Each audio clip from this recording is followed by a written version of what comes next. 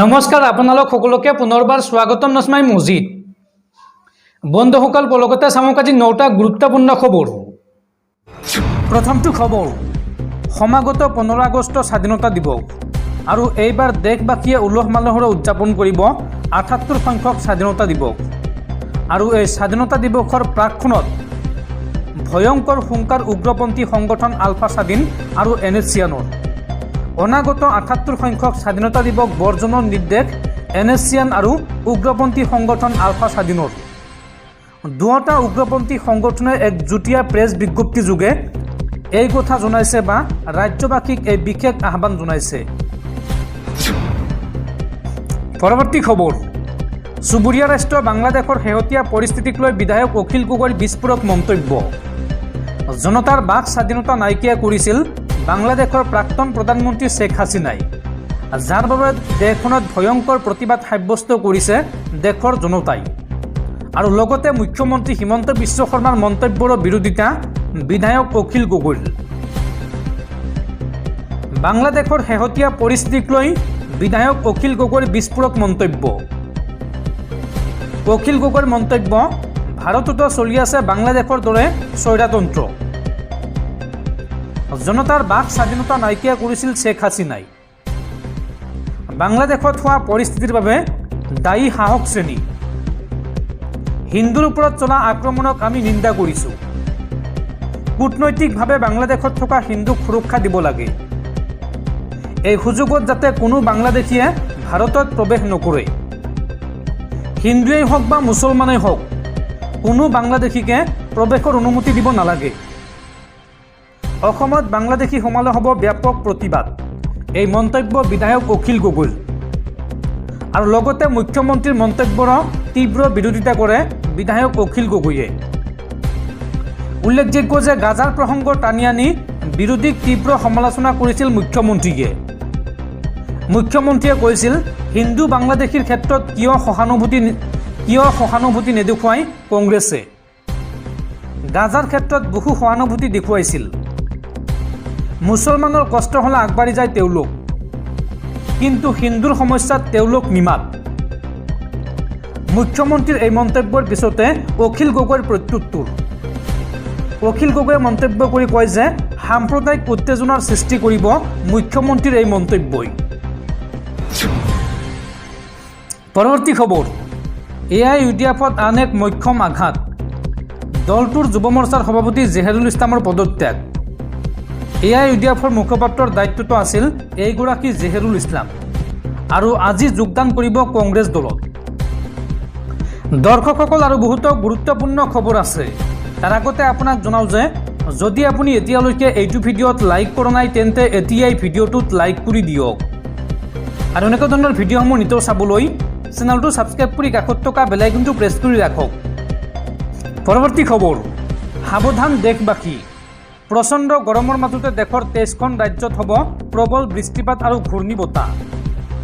দেশবাসীক এই আগজাননী দিছে বতৰ বিজ্ঞান কেন্দ্ৰই। দেশৰ 23খন ৰাজ্যত হ'ব পাৰে ধাৰাসাৰ বৃষ্টিপাত আৰু ধুমুহা। ভাৰতৰ বতৰ বিজ্ঞান বিভাগে শনিবাৰে দেশৰ 23খন ৰাজ্যত বৰষুণৰ ভৱিষ্যতবাণী কৰিছে। ইয়াৰ লগতে হাৰিয়ানা, পাঞ্জাৱ, ৰাজস্থান, উত্তৰ প্ৰদেশ, উত্তৰাখণ্ড, কাশ্মীৰ আৰু হিমাচল প্ৰদেশকে ধৰি দিল্লী, NCRত বতৰ ডাৱৰীয়া হৈ থাকিব বুলি এক জাননীযোগে প্ৰকাশ কৰিছে বতৰ বিজ্ঞান কেন্দ্ৰই। IMDৰ তথ্য অনুসৰি উত্তৰাখণ্ড, পূব ৰাজস্থান, বিহাৰ, অসম, মেঘালয়, নাগালেণ্ড, মণিপুৰ, মিজোৰাম, ত্ৰিপুৰা, কেৰালা, তামিলনাডু, পুডুচেৰী আৰু কৰাইকালৰ বিভিন্ন অঞ্চলত প্ৰচণ্ড বৰষুণৰ সম্ভাৱনা আছে। এই অঞ্চলসমূহত প্ৰায় 12 চেণ্টিমিটাৰ পৰ্যন্ত বৰষুণৰ আশা প্ৰকাশ কৰিছে বা বৰষুণ হোৱাৰ সম্ভাৱনা হোৱাৰ কথা প্ৰকাশ কৰিছে IMDয়ে। বতৰ বিজ্ঞান বিভাগৰ তথ্য অনুসৰি জম্মু কাশ্মীৰ, লাডাখ, হিমাচল প্ৰদেশ, পাঞ্জাৱ, হাৰিয়ানা, চণ্ডীগড়, উত্তৰ প্ৰদেশ, পূব মধ্যপ্ৰদেশ, উপ হিমালয়, পশ্চিমবংগ, ছিকিম, অৰুণাচল প্ৰদেশ, গোৱা আৰু মধ্য মহাৰাষ্ট্ৰত ধাৰাসাৰ বৰষুণ হোৱাৰ সম্ভাৱনা আছে। ইয়াৰ বাহিৰেও ৰাজস্থানৰ বিভিন্ন প্ৰান্তত বৰষুণ হোৱাৰ লগতে ধুমুহা অহাৰো সম্ভাৱনা আছে।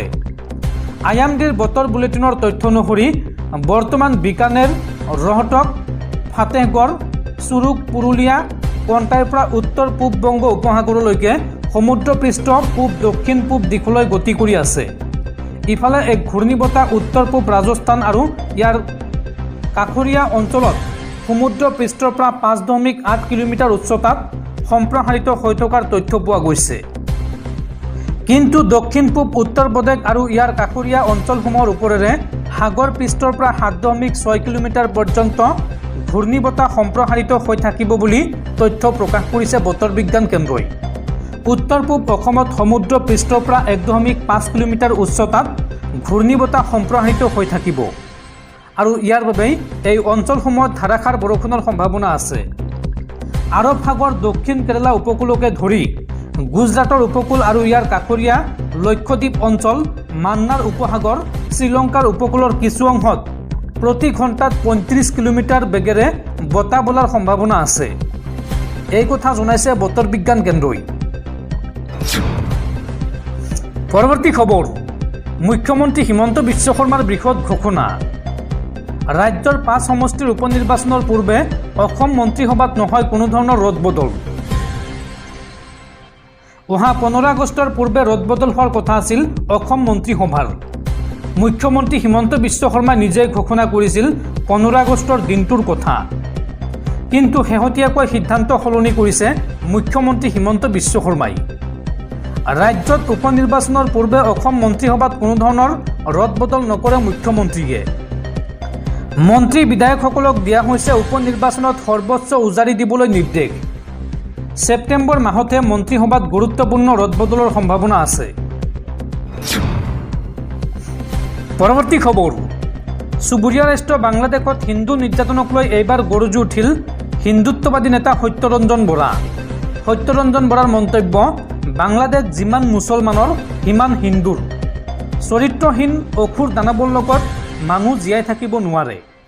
সেয়েহে বাংলাদেশক দুভাগ কৰি হিন্দু ৰাষ্ট্ৰ নিৰ্মাণ কৰিব লাগে। এই মন্তব্য সত্যৰঞ্জন বৰাৰ। বাংলাদেশক এইবাৰ দুভাগ কৰাৰ দাবী সত্যৰঞ্জন বৰাৰ। বাংলাদেশক দুভাগ কৰি হিন্দু আৰু বৌদ্ধ ধৰ্মীয় লোকসকলৰ বাবে এখন ভিন্ন হিন্দু ৰাষ্ট্ৰ বনাব লাগে। এই মন্তব্য সত্যৰঞ্জন বৰাৰ।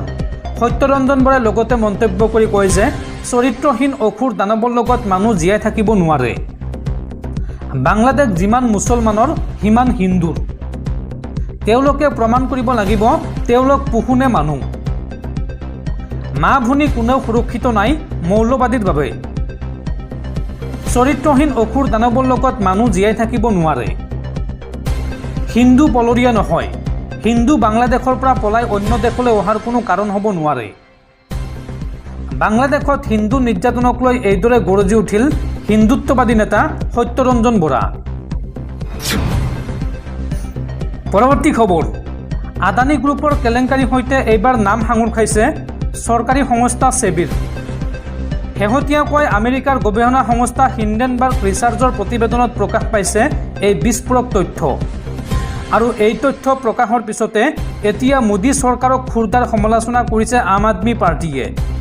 আম আদমি পাৰ্টীৰ মন্তব্য, এয়া আদানীৰ কেলেংকাৰী নহয়, এয়া মোদীৰ কেলেংকাৰী। গোটেই দেশখন মোদীয়ে বন্ধু আদানীক গোটাই দিলে। এই বিস্ফোৰক অভিযোগ আম আদমি পাৰ্টীৰ। এয়া আদানীৰ কেলেংকাৰী নহয়, এয়া মোদীৰ কেলেংকাৰী। গোটেই দেশখন মোদীয়ে বন্ধু আদানীক গোটাই দিলে। ৰেল, বিমানবন্দৰ, গেছ, কয়লা সকলো আদানীক গোটালে প্ৰধানমন্ত্ৰী মোদীয়ে। আদানী গ্ৰুপৰ কেলেংকাৰী তথ্য পোহৰলৈ অহাৰ পিছতে মোদীক এইদৰে খুৰধাৰ সমালোচনা আম আদমি পাৰ্টীৰ। পৰৱৰ্তী খবৰ, বাংলাদেশৰ পৰা ভাৰতত নহয়, এইবাৰ ম্যানমাৰৰ পৰা বাংলাদেশত প্ৰৱেশৰ চেষ্টা হাজাৰ হাজাৰ ৰোহিংগ্যাৰ। আৰু এই ৰোহিংগ্যাসকলৰ ওপৰত চলোৱা হৈছে ভয়ংকৰ ড্ৰোন আক্ৰমণ। এই ড্ৰোন আক্ৰমণত মৃত্যু হৈছে 200ৰো অধিক ৰোহিংগ্যাৰ। সমগ্ৰ বিশ্বতে যেন হিংসা আৰু যুদ্ধৰ সময় চলিছে। ৰাছিয়া, ইউক্ৰেইন, ইজৰাইল, ইৰাণ যুদ্ধৰ সমান্তৰালকৈ বাংলাদেশতো হিংসাত্মক পৰিস্থিতি বিয়পি পৰিছে। এতিয়া ম্যানমাৰতো ৰোহিংগ্যা মুছলমানক আক্ৰমণ কৰা হৈছে, য'ত বহু লোকে প্ৰাণ হেৰুৱাইছে। শনিবাৰে দেশৰ পৰা বাংলাদেশলৈ পলায়ন কৰা এদল ৰোহিংগ্যা মুছলমানৰ নাৱত ড্ৰোন আক্ৰমণ সংঘটিত হয় আৰু এই ঘটনাত প্ৰায় 200জন লোকে প্ৰাণ হেৰুৱায়। জানিব পৰা মতে म्यानमाৰৰ ৰোহিংগিয়া মুছলমানসকলে যুদ্ধৰ পৰা হাত সাৰিবলৈ বাংলাদেশলৈ পলায়ন কৰিবলৈ চেষ্টা কৰিছিল। এতিয়াও নৈৰ পাৰত পৰি আছে এই মৃতদেহবোৰ। মৃতসকলৰ ভিতৰত পুৰুষৰ লগতে মহিলা আৰু শিশু আছে। ছ'চিয়েল মিডিয়াত এই আক্ৰমণৰ ভিডিঅ' পোষ্ট কৰাৰ পিছতে এই খবৰ পোহৰলৈ আহে। ভিডিঅ'টোত বহু সংখ্যক মৃতদেহ বোকাময় পথাৰত পৰি থকা দেখা গৈছে। এই সকলোবোৰ মৃতদেহৰ চাৰিওফালে চুটকেছ আৰু টালি টোপোলা পৰি আছে। সূত্ৰ অনুসৰি এই আক্ৰমণত 200ৰো অধিক লোকৰ মৃত্যু হয়। সংবাদ সংস্থাৰ বাতৰি মতে এই আক্ৰমণৰ 4জন প্ৰত্যক্ষদৰ্শীয়ে ড্ৰোন আক্ৰমণৰ কথা জানিবলৈ দিয়ে। এই আক্ৰমণৰ পিছত প্ৰত্যক্ষদৰ্শীয়ে জনোৱা মতে বাংলাদেশ সীমান্ত পাৰ হ'বলৈ চেষ্টা কৰা পৰিয়ালৰ ওপৰত এই আক্ৰমণ সংঘটিত কৰা হয়। এই আক্ৰমণৰ পিছত মৃতকৰ পৰিয়ালৰ সদস্য আৰু আত্মীয়ই নিজৰ আপোনজনক চিনাক্ত কৰিবলৈ চেষ্টা কৰি আছে। ৰোহিংগিয়া সাধাৰণ নাগৰিকৰ ওপৰত এই আক্ৰমণ এতিয়ালৈকে হোৱা আটাইতকৈ বিপদজনক আক্ৰমণ বুলিও প্ৰতিবেদনত উল্লেখ কৰা হৈছে। আৰাকান সেনা এই আক্ৰমণৰ আঁৰত আছিল যদিও আৰাকান সেনাই এই অভিযোগ অস্বীকাৰ কৰিছে। এই আক্ৰমণৰ বাবে म्यानमाৰৰ সেনা আৰু উগ্ৰবাদী গোটে ইজনে সিজনক জগৰীয়া কৰিছে।